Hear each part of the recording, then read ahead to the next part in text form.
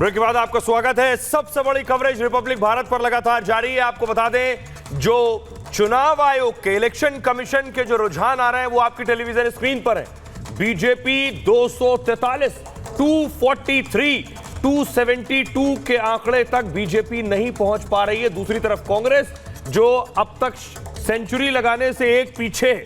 आपको बता दूं कि जो बीजेपी बता रहे हैं 243, 245, कांग्रेस पार्टी जो है वो लगभग 97, 99, जेडीएस 2, आम आदमी पार्टी 3, समाजवादी पार्टी 33 और तृणमूल कांग्रेस 29 सीट और डीएमके 21 सीट, टीडीपी 16 और जेडीयू 14 सीट। मृदुल, बिल्कुल। और बड़ी बात यह है कि उत्तर प्रदेश में जैसी उम्मीद थी भारतीय जनता पार्टी को वैसा नहीं हो रहा है। उत्तर प्रदेश में डेंट है, लेकिन केरल में एक उम्मीद थी, केरल में एक सीट जरूर मिली है। असम में बढ़ती हुई बढ़त दिखाई दे रही है। और सबसे बड़ी बात जो है सोहेल, उड़ीसा की हम कर रहे हैं, क्योंकि उड़ीसा में सरकार भी बन रही है और इधर आप देखेंगे नंबर जो लोकसभा में है वो भी बीजेपी के पक्ष में जाते हुए दिख रहे हैं। लेकिन उत्तर प्रदेश, पंजाब और बंगाल, ये तीन ऐसे बड़े राज्य हैं जहां पर श्वेता बीजेपी को जिस तरह की उम्मीद थी उस तरह का प्रदर्शन नहीं हो पाया अभी तक के जो रुझान है। देखिए मृदुल, सवाल ये उठता है कि अभी हम ये जो 243 का आंकड़ा दिखा रहे हैं, दरअसल एनडीए में बीजेपी को 243 मिल रही हैं। 282 2014 में मिली थी और 303 लगभग मिली थी 2019 में।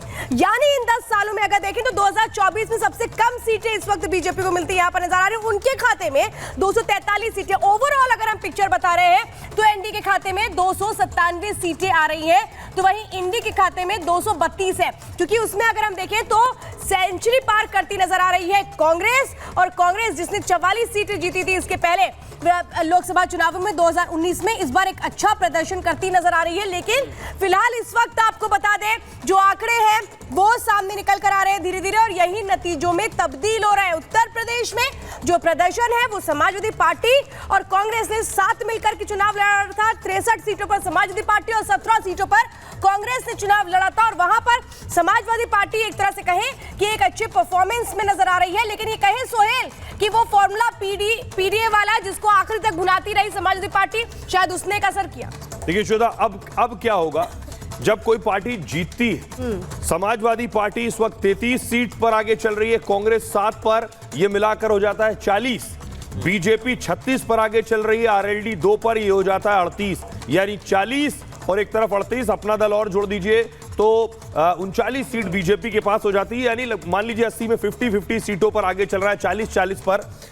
अब सवाल यह है कि क्या वजह रही कि समाजवादी पार्टी क्यों आगे रही। टिकट बंटवारा एक वजह है, कोई और लोकल इश्यूज थे वो वजह है, कोई छोटे इश्यूज थे ये वजह है। बहुत सी बातें हो सकती हैं करने के लिए, लेकिन इस वक्त इंपॉर्टेंट मुझे लगता है ये भी है कि बीजेपी टोटल ओवरऑल अपने वोट परसेंटेज से जो 2019 में 39.8% के आसपास था, वो लगभग 37% के आसपास आ गया है।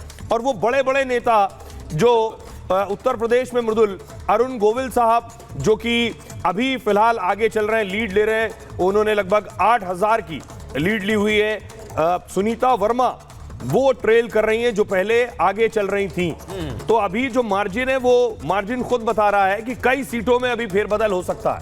और ये कुछ जो आंकड़े हैं वो अपडेट हुए हैं एनडीए के, अगर हम देख लें तो बीजेपी को 245 इस वक्त मिलती नजर आ रही हैं, और जेडीएस को इस वक्त 2 मिल रही हैं, टीडीपी को 16, जेडीयू को 14।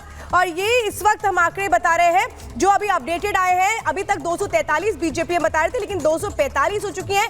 कांग्रेस जो लगभग 100 का एक आंकड़ा पार करी थी, लेकिन अभी इस वक्त 97 हम दिखा रहे हैं। तो टीडीपी 16 है, जेडीयू 14 है, और इसी तरह से अगर हम इधर देखें इंडी में तो समाजवादी पार्टी 36 सीटें लेकर के अपने खाते में आ रही है, कांग्रेस 97 सीटें लेकर के आ रही है। 1-2 सीटें इधर उधर होती हुई इस वक्त फिलहाल। बिल्कुल श्वेता।